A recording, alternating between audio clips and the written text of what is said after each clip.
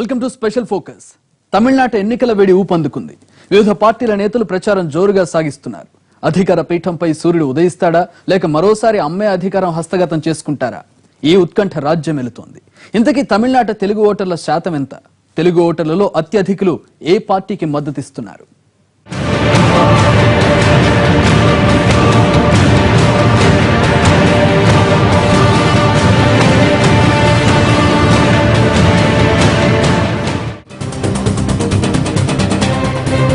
తమిళనాట తెలుగు ప్రజల ప్రభావం అధికం. ఇక్కడి సినిమాల నుంచి రాజకీయాల వరకు తెలుగు వాళ్ల ఆధిపత్యం బాగా ఎక్కువ.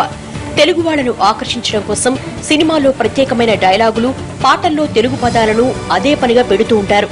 ఇక పార్టీల విషయానికొస్తే కరుణానిధి, విజయకాంత్, వైగో తదితరులు తెలుగు కుటుంబాల నుంచి వచ్చిన వాళ్లే.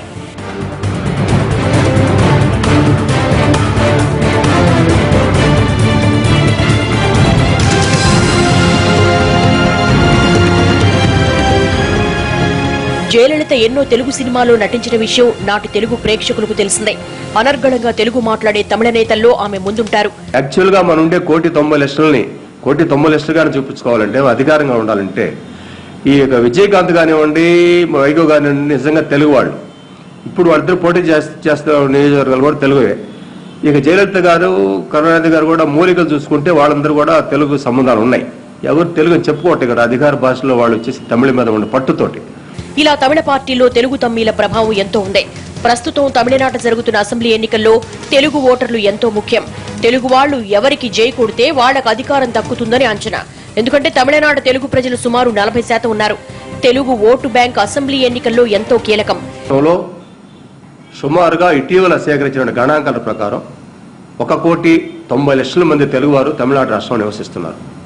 ముఖ్యంగా ఒక 12 జిల్లాలలో తెలుగువారి ప్రాముఖ్యత ఉన్నది.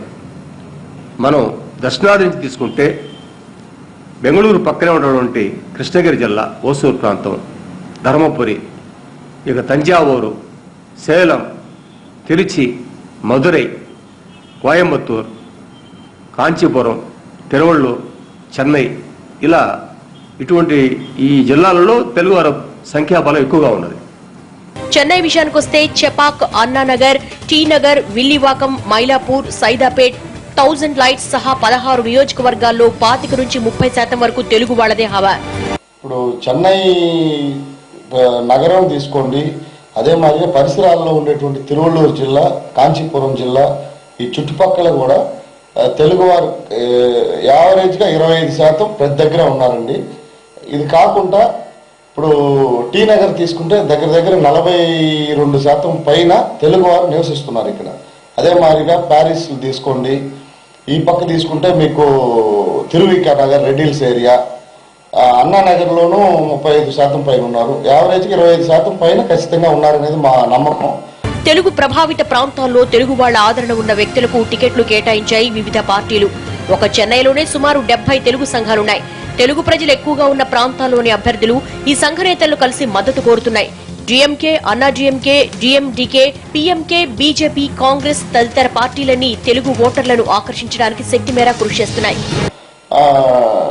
టీ నగర్ లో దురదృష్టం ఏంటంటే ఏ ప్రముఖ పార్టీ కూడా 65 సంవత్సరాలుగా ఒక తెలుగు అభ్యర్థికి, అంటే చెన్నై అంటే గుర్తొచ్చేది తెలుగు వాళ్ళకి టీ నగర్ చిరునామా. తెలుగు వాళ్ళకి టికెట్ ఎప్పుడు ఇచ్చిన దాఖలాలు లేవండి ఇప్పటి వరకు. మేము గత ఫిబ్రవరిలో అమ్మను కలిసినప్పుడు ఒక మెమోరాండం కూడా ఇచ్చాము. అమ్మ మాదిరిగా మాకు ఎవరికి, మా ప్రజలకి ఎవరికి వరకు అవకాశం రాలేదు. మీరు తెలుగు వాళ్ళకి ఎవరికైనా కూడా అవకాశాలు అందరికీ సమానంగా ఇచ్చే మేము వచ్చే ఒక దేవత మాదిరి మిమ్మల్ని అభిమానిస్తాం. మా తెలుగు వాళ్ళకి ఒకసారి తెలుగు టీ నగర్ నుంచి అవకాశం ఇచ్చి ఆ ఆశ నెరవేర్చాలని విజ్ఞప్తి చేశాము. ఇమ్మీడియట్గా అమ్మ స్పందించి చిరునవ్వు నవ్వారు. మాకు అప్పుడు తెలియదు. ఇప్పుడు మొన్న జాబితాలో చూస్తే పక్కా తెలుగు వ్యక్తి మన సత్యనారాయణ గారు టీ నగర్ నుంచి ఇచ్చారు. ఇంతకీ తెలుగు వాళ్ల ఓటు బ్యాంకు ఎవరి వైపు ఎక్కువగా మొగ్గుతోంది అంటే అందుకు అధికార అన్నా డిఎంకే వైపే తెలుగు ఓటర్లు ఆకర్షితులవుతున్నారని తెలుస్తోంది.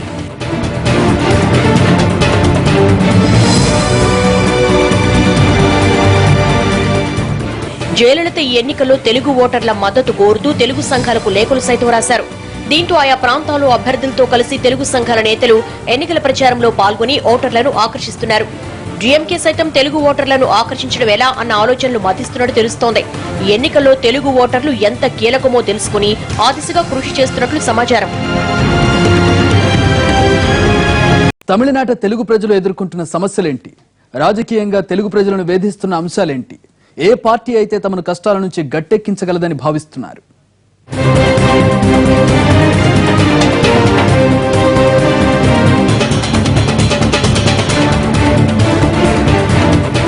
ఈసారి 10వ తరగతి పరీక్షల్లో తమిళనాట తెలుగు విద్యార్థులకు అనుకోని ప్రతిఘటన ఎదురైంది.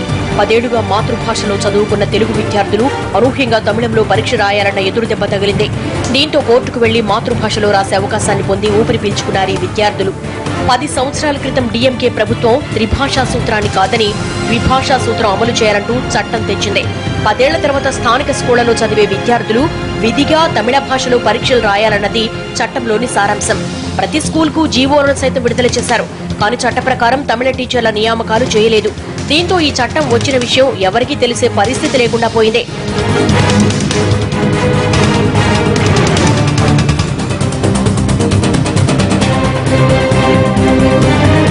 2006లో విడుదలైన ఈ చట్టం సరిగ్గా జయలలిత హయాంలో అమల్లోకి వచ్చింది. దీంతో ఒక్కసారిగా తెలుగు విద్యార్థుల్లో అలజడి చెలరేగింది. ప్రభుత్వాల తప్పిదం కూడా ఉండడంతో కోర్టు విద్యార్థులకు అనుకూలంగా తీర్పునిచ్చి ఉపశమనం కల్పించింది. వాళ్ళ యొక్క మాతృభాష తప్పనిసరిగా రాజ్యాంగ హక్కు నేర్చుకోవటం. తమిళనాడు రాష్ట్రం మాత్రం ద్విభాషా సూత్రం. ద్విభాషా సూత్రం ఉన్నది కానీ 2006 దాకా ప్రతి మాతృభాషలో ప్రతి పౌరుడు చదువుకోవడానికి, ప్రతి విద్యార్థి చదువుకోవడానికి అనుమతి ఇచ్చారు.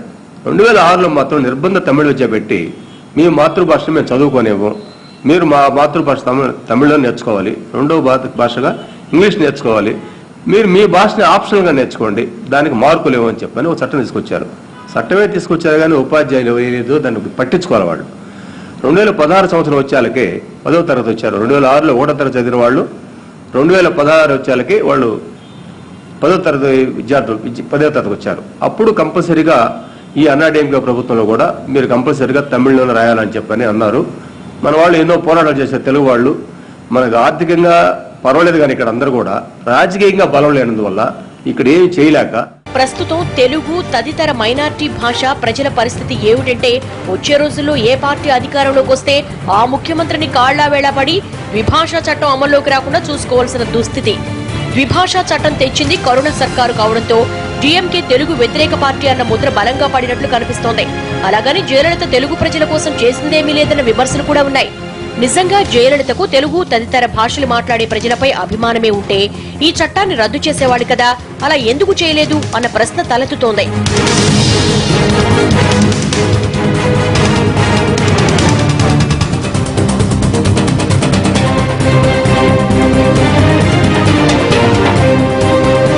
అయితే తెలుగు తదితర మైనార్టీ భాషలు మాట్లాడే ప్రజల సమస్యల పరిష్కారం జరగాలంటే మరోసారి జయలలితే సీఎం కావాలని కోరుకుంటున్న వాళ్ళు లేకపోలేదు. ఈ పాటికే ద్రవిడ దేశం ఉంగల్ కాగా అనే తెలుగు సంఘాల నేతలు ఇంటింటికి వెళ్లి రెండాకులకే ఓటు వేయాలని ప్రచారం చేస్తున్నారు. ఇంత వరదలొస్తే ఎన్నో ప్రాంతాలు నట్టేట మునిగాయి. అమ్మ ఒక్కసారి కూడా వచ్చి చూసిందే లేదు. కాబట్టి ఎందుకు ఓటెయ్యాలన్న వాళ్ళు కూడా ఉన్నారు. కానీ జయ గవర్నమెంట్ వరద సాయం కింద 5,000 రూపాయలు అందజేసింది. దానికి తోడు తెలుగు తమిళ తేడా లేకుండా అమ్మ పథకాలు విశేష ప్రచారాన్ని పొందున్నాయి. కాబట్టి మా ఓటు జయ పార్టీకి అంటున్న వాళ్ళు లేకపోలేదు.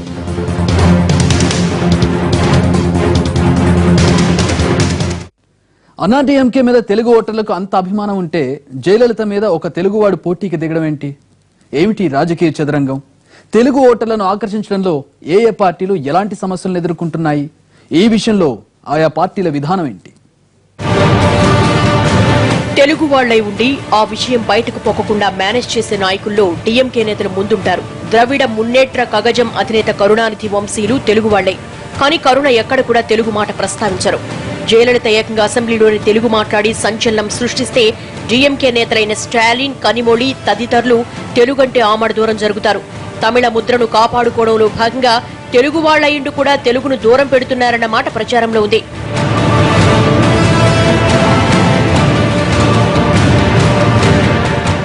అంతేకాదు రాష్ట్రంలో అన్య భాషలకు తావు లేకుండా ఉండేందుకు త్రిభాషా సూత్రాన్ని ద్విభాషా సూత్రంగా మార్చింది డీఎంకే అన్న పేరు వచ్చేసింది. ఈ అపప్రదను చెరుపుకోవడం ఆ పార్టీకి సాధ్యపట్టం లేదు. మైనార్టీ భాషలను తరిమి కొడదాం అన్నది డీఎంకే విధానం అన్నమాట బలంగా నాటుకుపోయింది. దీంతో ఒక తెలుగు మాత్రమే కాక కన్నడ, మలయాళ, హిందీ భాషలు మాట్లాడే ప్రజలు ఈ పార్టీకి దూరంగా ఉంటారని విశ్లేషిస్తున్నారు. ఈ ఏరియాలో ఉంటారండి చాలా మంది, లెక్క తెలియలేదు. మీ ఇంట్లో వాళ్ళందరికీ కూడా ఓటింగ్ ఉందా? అందరికీ ఉందండి. ప్రతి 5 సంవత్సరాలకు ఒకసారి ఓటు వేస్తారు? వేస్తామండి. 5 సో సంవత్సరాలు. అసలు ఏ పార్టీ మీద మీకు సదభిప్రాయం ఉండొచ్చు?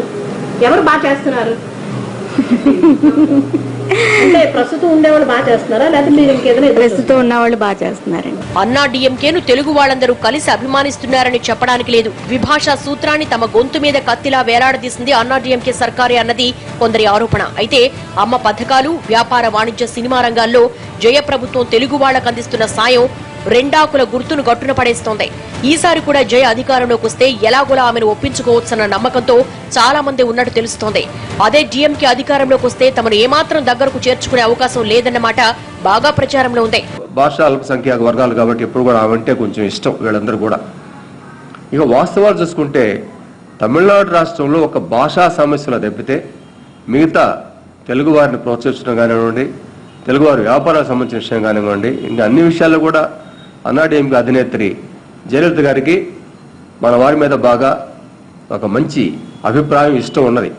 హోసూరు లాంటి తెలుగు ప్రభావిత ప్రాంతాల్లో నేరుగా తెలుగు అభ్యర్థుల్ని బరిలోకి దింపడం అన్నా డీఎంకేకు నేడుగా పాటిస్తూ వస్తున్న ఆచారం. దీంతో అమ్మకే మన ఓటు అన్నమాట ఒకంత అధికంగానే వినిపిస్తోంది. అయితే ఈ అపాయం నుంచి బయటపడడానికి డీఎంకే నేత స్టాలిన్ తెలుగు ప్రజల సమస్యలు తీర్చడానికి కృషి చేస్తామని ఓటర్లను నమ్మబలికే ప్రయత్నం చేస్తున్నారు. తమిళనాట అన్ని తెలుగు వాళ్ళ పార్టీలే అన్నది తెలిసిందే. మరి వీళ్ళెవ్వరికీ తెలుగు అంటే ఎందుకంత చిన్న చూపు? తెలుగు వాళ్ళై ఉండి తెలుగు ప్రజలను ఆకర్షించలేకపోవడానికి కారణం ఏంటి? జయ మాత్రమే ఈ హద్దులు చెరపగలుగుతున్నారు. ఆమె సక్సెస్ సీక్రెట్ ఏంటి? డిఎండికే అధ్యక్షుడు కెప్టెన్ విజయకాంత్, ఆయన సతీమణి ప్రేమలత కుటుంబం అంతా అచ్చం తెలుగు వాళ్లే. అలాగే ఎండీఎంకే అధినేత వైగో సైతం తెలుగు వాళ్లే. వీళ్ల నేతృత్వంలో నడుస్తున్న ఈ పార్టీలు పొరపాటును కూడా తెలుగు వాళ్లకు సాయం చేస్తామన్న ప్రకటనలు చేసిన దాఖలాలు లేవు. ఎప్పుడైనా తెలుగు మీడియా తెలుగులో ప్రశ్నిస్తే తమిళ, ఇంగ్లీషు భాషల్లో సమాధానం చెబుతుంటారు. కాబట్టి వీళ్లనెలా నమ్మడం అంటారు స్థానిక తెలుగు ఓటర్లు. మనిదనేయ మక్కల్ కడ్చి వ్యవస్థాపకుడు తమిళ దర్శకుడు సీమానైతే మైనార్టీ భాషా ప్రజలను తరిమికొట్టాలని బాహాటంగానే ప్రకటిస్తుంటారు. ఇక మిగిలింది జాతీయ పార్టీలైన కాంగ్రెస్, బీజేపీ. వీళ్ళకి ఎలాగూ ప్రాంతీయ భేదాలు లేవు. అలాగని ఓటు బ్యాంకు రాజకీయం చేయడంలో వెనకంజ వేసే ప్రసక్తి కూడా లేదు. కాబట్టి తెలుగు సంఘాల నేతలను కలిసి తమకు మద్దతు ఇవ్వాల్సిందిగా కోరుతున్నారు ఈ పార్టీల అభ్యర్థులు.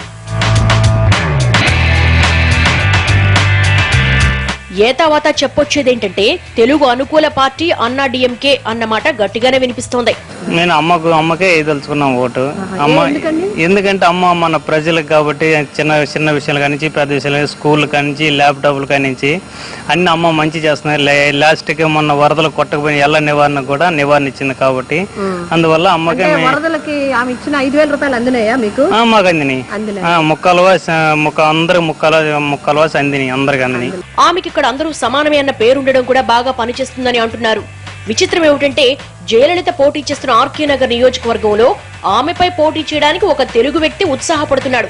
తమిళనాడు తెలుగు యువశక్తి వ్యవస్థాపకుడైన కేతిరెడ్డి జగదీశ్వర్ రెడ్డి స్వతంత్ర అభ్యర్థిగా అమ్మపై పోటీకి దిగారు. అలాగని జగదీశ్వర్ రెడ్డి జయలలిత బద్ధ వ్యతిరేకి కాదు. జయ పరమ భక్తుడు.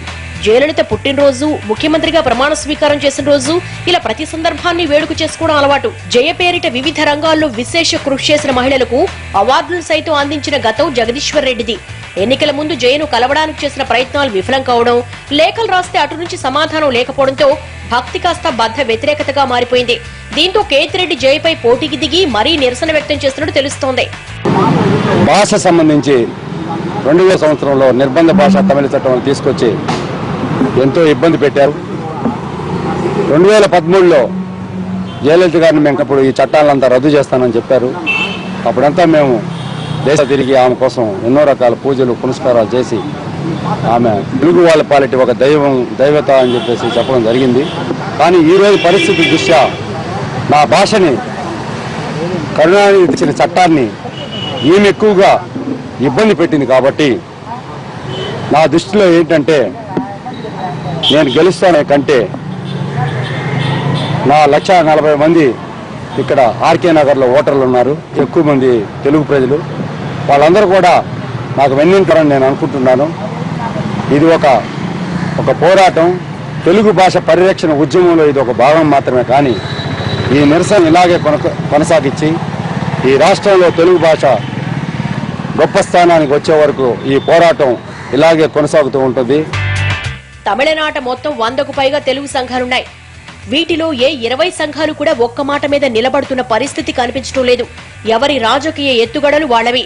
కొందరు తెలుగు వాళ్లు కేవలం ప్రచారానికే పరిమితం కావడం లేదు. కొన్ని ప్రాంతాల్లో నేరుగా బరిలోకి దిగుతున్నారు. మరికొందరు స్వతంత్రంగా పోటీ చేస్తుంటే ఇంకొందరు ఆయా పార్టీల టికెట్లపై పోటీ చేస్తున్నారు. ఈ ఎన్నికల్లో తెలుగు వాళ్లు సత్తా చాటేందుకు తగిన అవకాశాలు కల్పిస్తున్నాయి ఇక్కడి పార్టీలు. మొత్తంగా ఈ ఎన్నికల్లో ఎవరు గెలిస్తే వాళ్లకు తెలుగు ఓటర్లు మద్దతు పలికినట్టే అంటున్నారు విశ్లేషకులు. చూద్దాం గాలి ఎటు వీస్తుందో. తమిళ పీఠంపై సూర్యుడు ఉదయిస్తాడో లేక రెండాకులు రెపరెపలాడతాయో.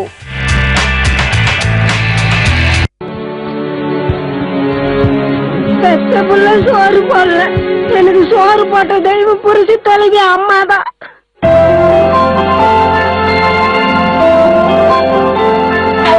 நலத்திட்டங்களே அம்மாவின் ஆட்சி, மக்களே அதற்கு சாட்சி. வானத்துல பறக்கிறவங்களுக்கு நம்மளுடைய பிரச்சனை எப்படிங்க தெரியும்? மக்களை பற்றியே கவலைப்படாத ஆட்சி இனி எதுக்குங்க? போதுமா?